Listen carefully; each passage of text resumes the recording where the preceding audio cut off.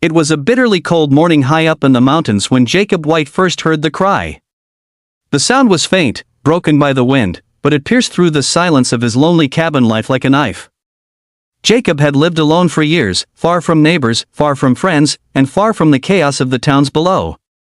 He had come here to escape. To hide.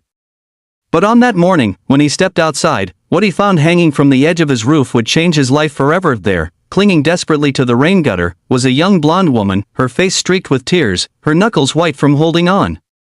And burned into the side of her jacket were the crude, cruel words, "Apache Lover."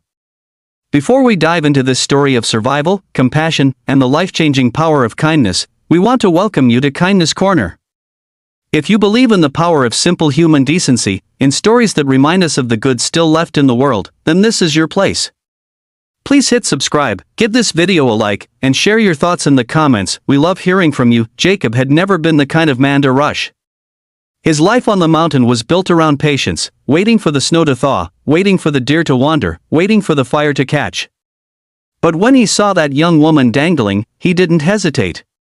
He sprinted, faster than he had in years, grabbed her around the waist, and pulled her down to safety. The woman collapsed into his arms, shivering, gasping for air. Jacob lowered her gently to the wooden porch, wrapping his heavy flannel coat around her shoulders. Her body trembled like a leaf in the wind, and when she finally managed to whisper her name, Sarah, her voice cracked with exhaustion, Jacob carried her inside, set her by the fire, and warmed a kettle of water. He said little. Words didn't come easily to him anymore. But Sarah's silence spoke louder than any conversation could. The haunted look in her eyes told him she was running from something. For the first few hours, Sarah didn't explain. She just sat by the fire, staring into the flames as though she feared they might suddenly burn her. Jacob, not wanting to pry, tended to her with small, quiet acts of care. He made her tea. He set out bread and venison stew. He laid blankets over her shoulders.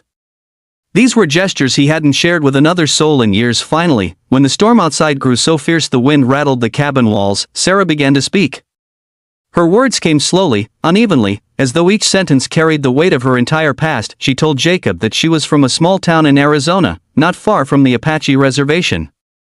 She had fallen in love with a young Apache man named Thomas, a kind and gentle soul who worked at the local market. Their love had been pure, but not everyone approved. People in her town, fueled by ignorance and hate, had lashed out. One night, a group of men cornered her outside the diner, branding her jacket with a hot iron that burned the words "Apache Lover" into the fabric. They mocked her, threatened her, and told her she didn't belong. With nowhere else to go, Sarah had fled. She had wandered into the mountains, searching for safety, only to nearly lose her life on Jacob's roof as she tried to find shelter from the storm. Jacob listened quietly, his jaw tightening with every word. He had known cruelty himself. Years ago, he had been a decorated soldier, praised for his bravery. But after the war, the people he thought he'd fought for turned cold. His struggles with nightmares, with anger, with feeling out of place, they had driven everyone he loved away. He had come to the mountain to escape judgment, to live where no one could hurt him again, and now, here was Sarah. Different story.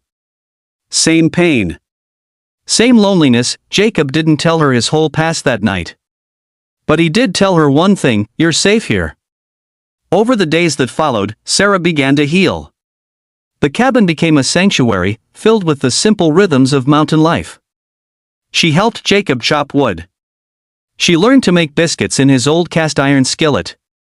She brushed the snow off the roof, this time with her feet firmly planted on the ladder instead of clinging for dear life. And little by little, her laughter began to return, but the greatest change was not in Sarah. It was in Jacob. For years, he had lived with a hollow heart, convinced he was better off alone.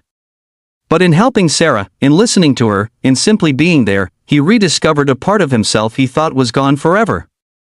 Kindness had been buried under years of bitterness. And now, with every smile she gave him, it began to bloom again. One night, as the snow fell heavy outside, Sarah spoke softly at Jacob. "Why did you save me? Why take me in when you don't even know me?" Jacob poked at the fire, watching the sparks rise. "Because once," he said slowly, "I wished someone would do the same for me. And no one did. I don't want you to feel what I felt." Tears welled in Sarah's eyes. She reached across the small wooden table and squeezed his hand. That touch said more than 100 thank-yous. As spring came, Sarah knew she couldn't stay forever. She wanted to return to Thomas, to face the hatred of her town not with fear, but with strength. She was tired of running. And Jacob, though his heart ached at the thought of losing her company, understood. The day she left, the mountain air was crisp, full of the smell of pine and thawing earth. Jacob saddled up his old mule, packed her some food, and walked her down the winding path that led back to the world below. Before she left, Sarah turned and said, "You gave me more than a roof, Jacob. You gave me back my courage. And I'll never forget that."